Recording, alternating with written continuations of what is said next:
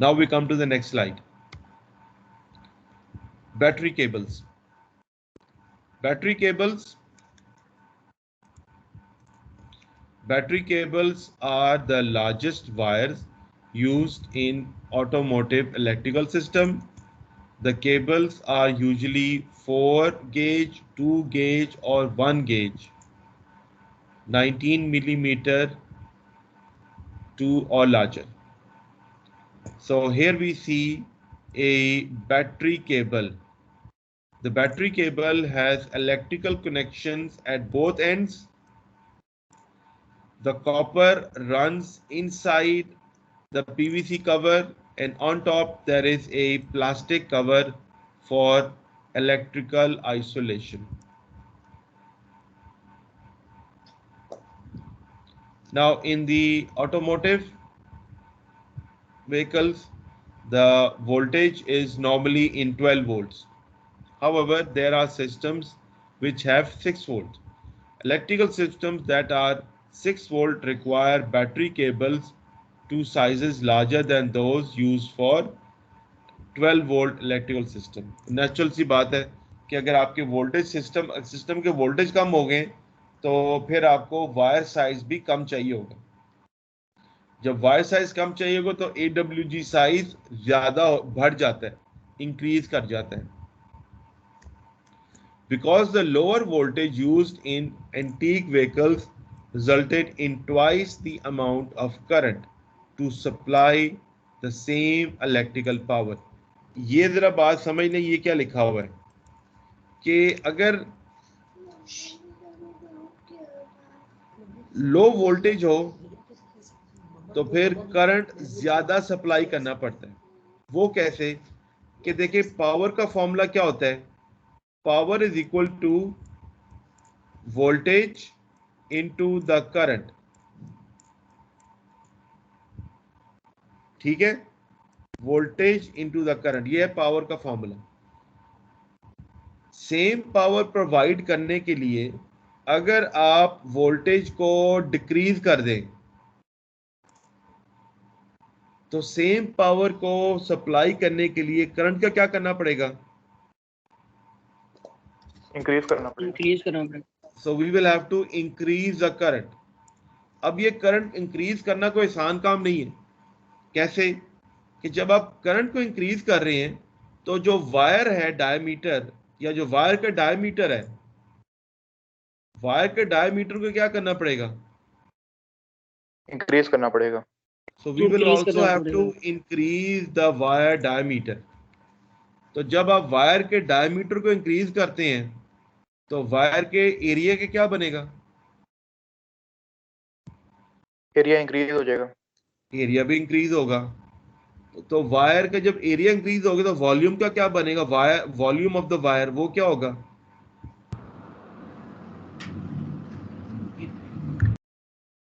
Increase होगा. Volume भी increase होगा. वॉल्यूम जब इंक्रीज होगा तो then what will happen to the weight of the wire? Increase. Weight का मतलब वजन, मास उसका. वॉल्यूम इंक्रीज हो गया तो फिर वेट का क्या बनेगा? सर वो भी इंक्रीज हो जाएगा. नेचुरली उसका वेट भी इंक्रीज होगा. तो दिस मींस कि लो वोल्टेज पर आपके पास एक भारी व्हीकल आ गई है. बात समझ में आ रही सबको? जी सर. ठीक है. अब आप now let us try to resolve this issue. We will resolve this issue by increasing the voltage. अब आपने वोल्टेज को इंक्रीज कर देना है. यानी कि पहले हम 6 वोल्ट पे थे, अब हम 12 वोल्ट पे जा रहे हैं. वोल्टेज इंक्रीज हो गया. तो सेम पावर को डिलीवर करने के लिए वोल्टेज हमने इंक्रीज कर दी है, तो करंट का क्या बनेगा? करंट डिक्रीज करना पड़ेगा. So now the current will be decreased. Half, आधे से डिक्रीज हो जाएगा. When the current decreases, then we need a wire of smaller cross sectional area. ये मानते हैं सब? बिल्कुल सर। जी ठीक है।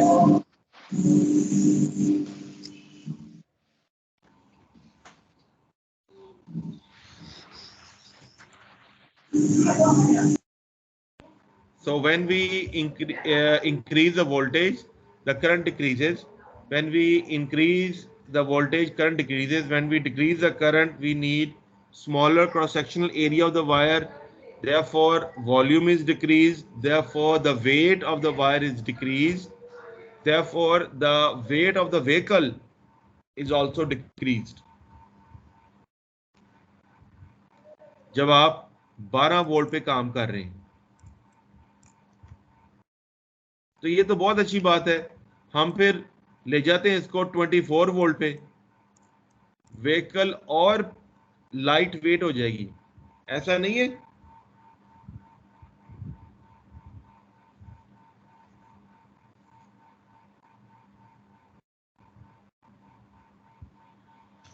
सर ऐसे ही है, लेकिन बैटरी वो उसकी क्वालिटी। सो कॉन्सेप्ट तो बिल्कुल ठीक है कि आप वोल्टेज बढ़ाते जाएं, करंट डिक्रीज होता जाएगा, लेकिन फिर इसमें दो मसले आ जाते हैं कि ठीक है 12 वोल्ट और 24 वोल्ट, 24 वोल्ट सिस्टम भी होता है इन ऑटोमोटिव व्हीकल्स, जो आपके लार्ज एक्स्ट्रा लार्ज व्हीकल्स हैं वो 24 वोल्ट पे चलाते हैं, लेकिन यहाँ पे आप वोल्टेज बढ़ा रहे हैं तो सिस्टम को आप थोड़ा सा रिस्की बना रहे हैं। We are making the system more high voltage, we are making the system more dangerous. ठीक है, सो सिस्टम को आप लोग सेफ भी रखना है। सो देयरफॉर जो आपके जनरल साइज व्हीकल्स हैं वो 12 वोल्ट पे काम करते हैं, लेकिन जो आपके एक्स्ट्रा हैवी व्हीकल्स हैं वो 28 वोल्ट या 24 वोल्ट या 48 वोल्ट पे चले जाते हैं कि वायरिंग का साइज कम करना पड़ेगा, वायरिंग का क्रॉस सेक्शनल एरिया कम करना पड़ेगा। लेकिन इसमें ध्यान ये देना चाहिए कि वोल्टेज को इंक्रीज करने से जो इलेक्ट्रिकल सिस्टम है वो हाई वोल्टेज की तरफ बढ़ रहा होता है और फिर वोल्टेज इलेक्ट्रिकल सिस्टम डेंजरस हो जाता है, और इसके लिए हद ये होती है कि 220 वोल्ट जो कि बहुत हाई वोल्टेज हो जाता है 24 वोल्ट के मुकाबले में या 12 वोल्ट के मुकाबले में, तो 220 वोल्ट का अच्छा खासा इलेक्ट्रिकल शॉक मिलता है in case we touch the wire. System dangerous हो जाता है, सिस्टम हैजर्डस हो जाता है, तो we don't like to make the system very hazardous, therefore we would like the system to be optimize at voltage. तो जनरल फिर technique यही है कि आपके जो नॉर्मल साइज व्हीकल्स हैं उनको आप 24 वोल्ट पे चलाएं, 12 वोल्ट पे चलाएं या 24 वोल्ट पे चलाएं, ये एक बहुत डेंजरस वोल्टेज नहीं है। और जो लार्ज व्हीकल्स हैं उनको आप 24 वोल्ट से 48 वोल्ट पे चला लें, वो फिर भी 48 वोल्ट फिर भी निस्बतन सेफर है as compare to very large voltage. और उसका फायदा आपको ये हो रहा है कि जो इलेक्ट्रिकल वायर आप यूज करेंगे उनका एरिया कम होगा, उनका वेट कम हो जाएगा, उनको मैनेज करना आसान हो जाएगा।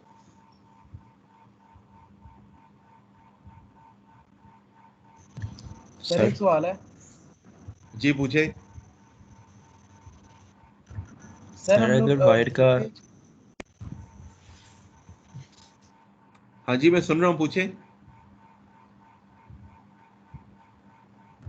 सर हम लोग वोल्टेज मतलब के प्रोड्यूस कैसे करते हैं, उसके लिए भी तो हमें मतलब के करंट की जरूरत होती है ना।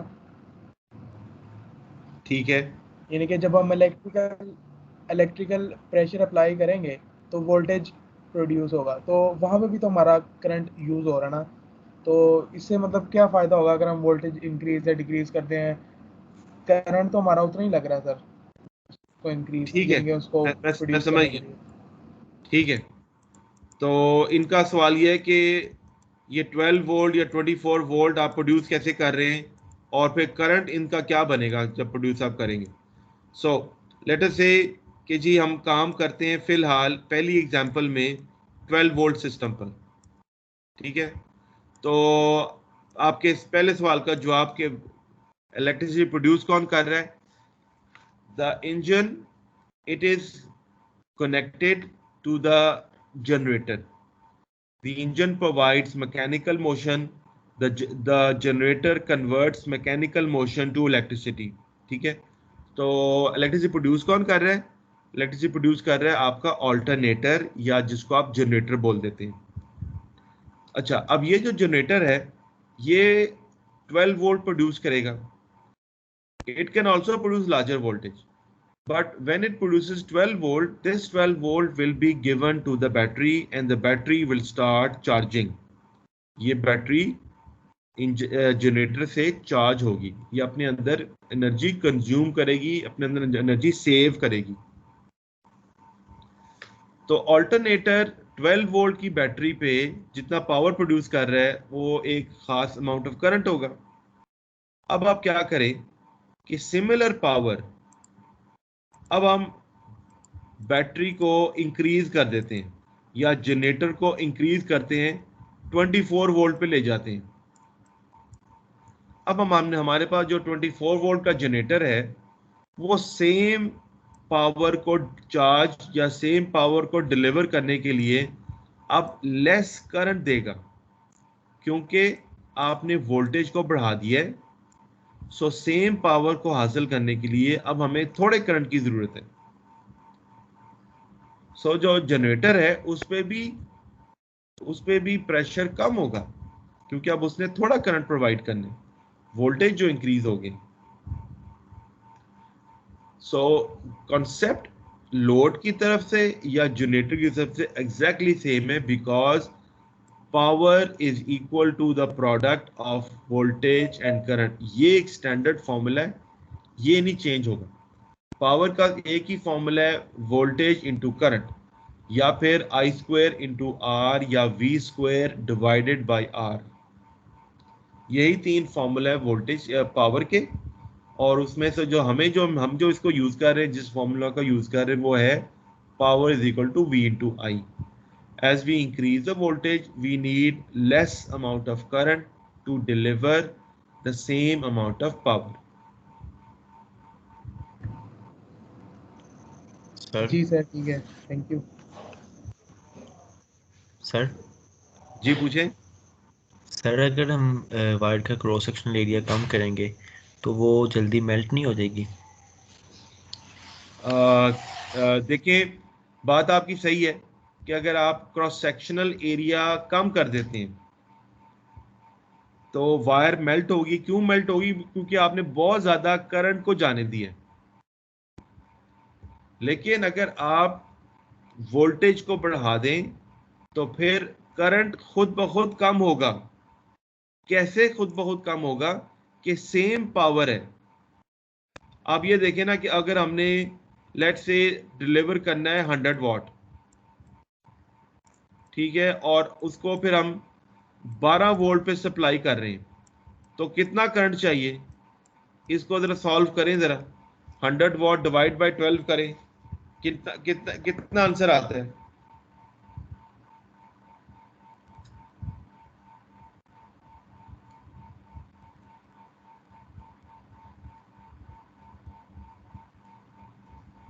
कितना करंट आ रहा है?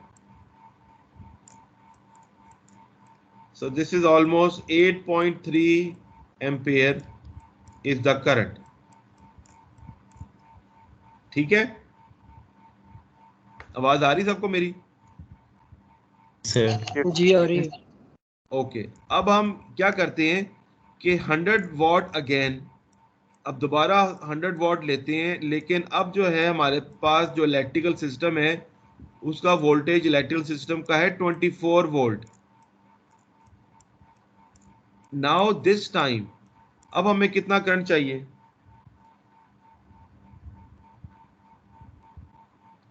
Now we need a current 4.15 तक।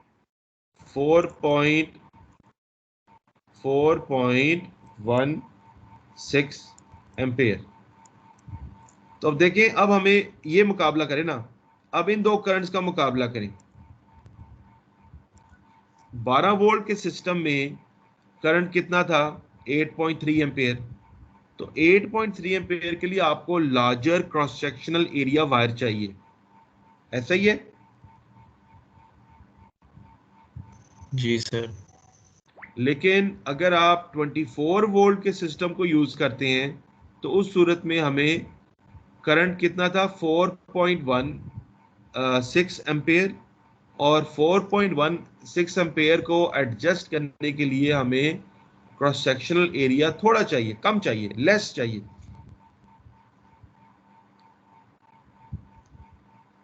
So therefore, we can use a wire of smaller cross-sectional area in 24 volt system. लेकिन जिस चीज का आपने हमेशा ख्याल रखना है कि देखिए ऑटोमोटिव व्हीकल में जो इलेक्ट्रिकल सिस्टम है वो वेरिएबल नहीं हो सकता, यानी कि या तो वो 24 वोल्ट पे होगा या फिर वो सिर्फ और सिर्फ 12 वोल्ट पे होगा। इन दोनों को इकट्ठे नहीं आप रख सकते।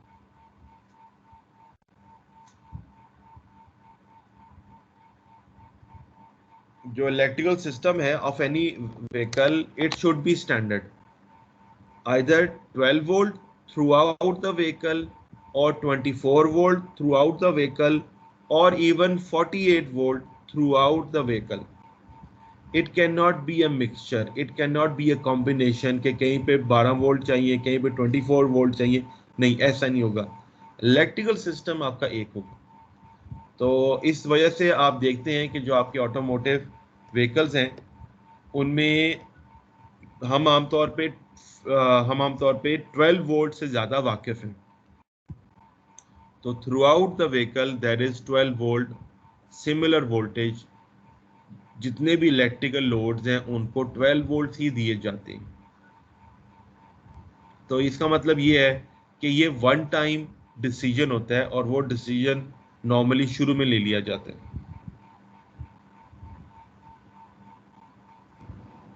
सर जी सर अगर किसी भी जो इलेक्ट्रिकल यानी कि जो सिस्टम है, अगर वो 12 वोल्ट या 24 वोल्ट के अंदर काम कर रहा है तो वो 12 वोल्ट के अंदर अंदर तो चेंज हो सकता है ना, या 24 वोल्ट के अंदर अंदर तो चेंज हो सकता है ना, मतलब वोल्टेज। देखिए, करने यस करने में तो आप नो डाउट कर सकते हैं, लेकिन इस बात को पसंद नहीं किया जाता इंडस्ट्री में। यानी कि आपको अपनी व्हीकल में कहीं आपने एक्सपीरियंस नहीं किया होगा कि जी मेरे व्हीकल में 12 वोल्ट है लेकिन कहीं 6 वोल्ट भी होता है। नहीं, ऐसा नहीं होगा। एकेडमिकली क्या कहना चाहिए, एकेडमिकली या थ्योरी में कोई फर्क नहीं पड़ता, वी कैन ऑलवेज चेंज। लेकिन एक सिस्टम जो कमर्शियली या एक व्हीकल जो कमर्शियली बनाया जाता है वो स्टैंडर्ड को एक ही रखते हैं। ऐसा नहीं हो सकता कि उसका एक जो लाइट बल्ब है वो 12 वोल्ट पे चल रहा है, या उसका कोई एक कूलिंग फैन 6 वोल्ट पे चल रहा है, या उसकी स्टार्टिंग मोटर अगेन 12 वोल्ट पे चल रही है। नहीं, वो तो फिर मिक्सचर बन जाएगा। तो उससे कंफ्यूजन बहुत होगा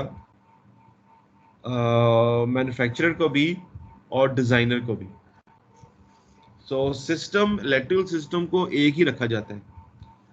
थ्योरी में आप कर सकते हैं, थ्योरी में तो कोई बात नहीं, फॉर्मूला आपने यूज करना है, फॉर्मूला में वोल्टेज को चेंज करने अकॉर्डिंगली करंट आ जाएगा या अकॉर्डिंगली पावर आ जाएगा, उसमें तो कोई फर्क नहीं है।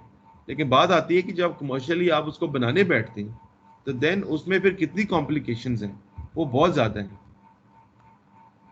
तो उसको पसंद नहीं किया जाता इस बात को कि अब इलेक्ट्रिकल सिस्टम को चेंज कर,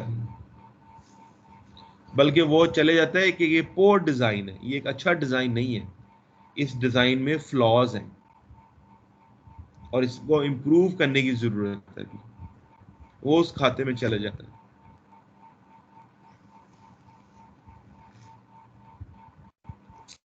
ठीक है, फिर चलें आगे।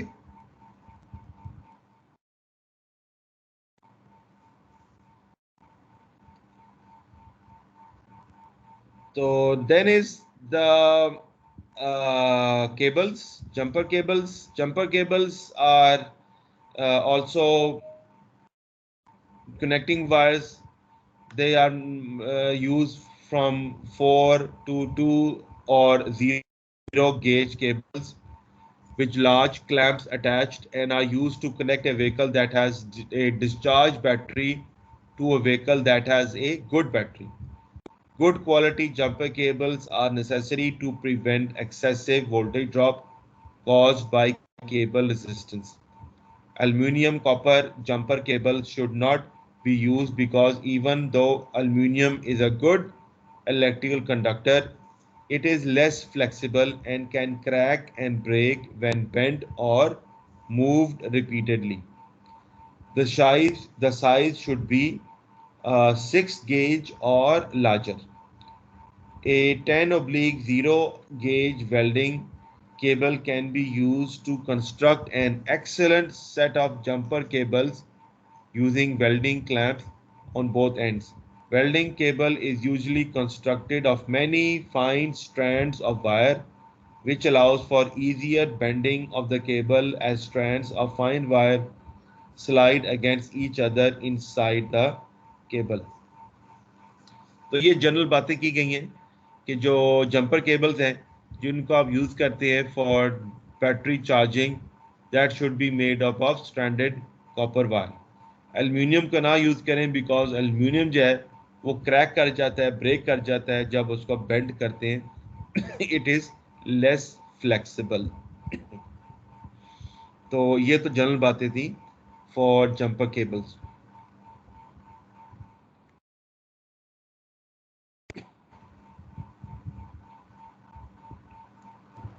सर हाँ जी, सर आज के लिए बहुत नहीं। तो चलें ठीक है, आज हम यहीं पे फिनिश करते हैं। तो और इंशाल्लाह नेक्स्ट क्लास में फिर हम फ्यूज़ और construction fuse and circuit protection devices से शुरू कर लेंगे। ठीक है?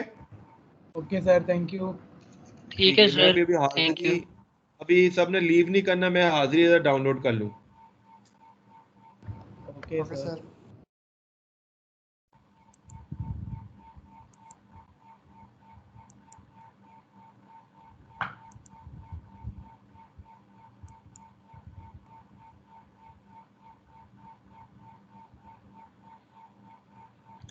ठीक है class, I have now downloaded the Hazri. I have downloaded the attendance. So thank you very much for this special class on a very short notice. Inshallah, on next time we'll have our regular class. Okay sir, thank you. Okay, thank you very much. Allah Hafiz. अल्लाह हाफ़िज़। अल्लाह हाफिज़। Thank you. Allah Hafiz. Allah Hafiz.